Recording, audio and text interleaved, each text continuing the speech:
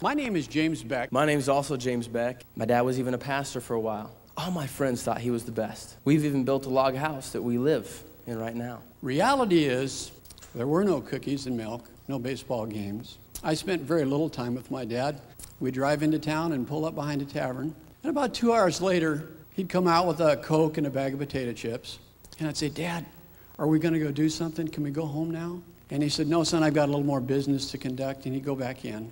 A couple hours later, another Coke, another bag of potato chips. I'd wake up the next morning, sometimes in the back seat of the car, and that's the time I spent with my dad. My mother was the meanest person in my entire life, and she put every bit of that in me. What I learned from my mom and dad, I guess I did pass on to my family. I was scared to death of my father until I was 11. I was always told how stupid I was, slow, good for nothing. I never understood why everyone else thought he was the greatest man alive, and he treated me the way he did. My dad hit me. My dad cussed at me. I remember every word he said. I even remember the time that I took a gun and tried to commit suicide because of how my father made me feel. And at that time, you saw me walking around here with a smile on my face and a Bible under my arm.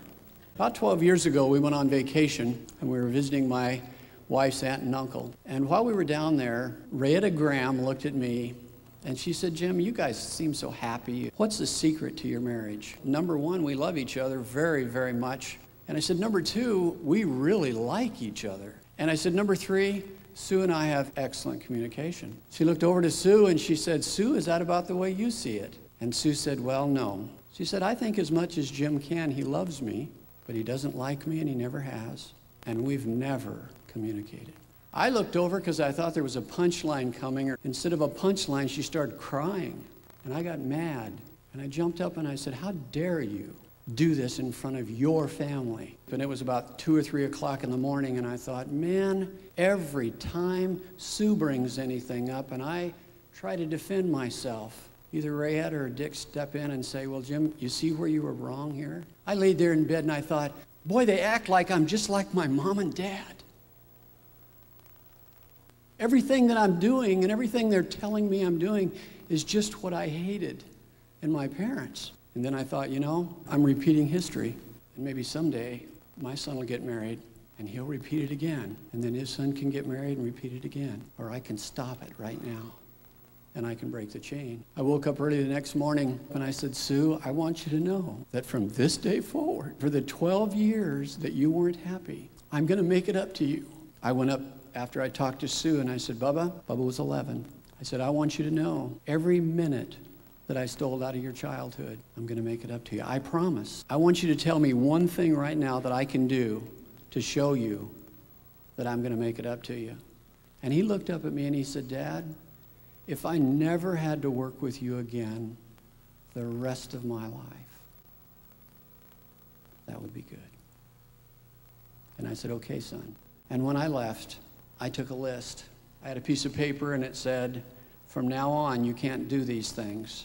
And then there was another piece of paper and it said, from now on, you've got to do these things. I did not know how to be a husband and I didn't know how to be a father, but I knew what lists were.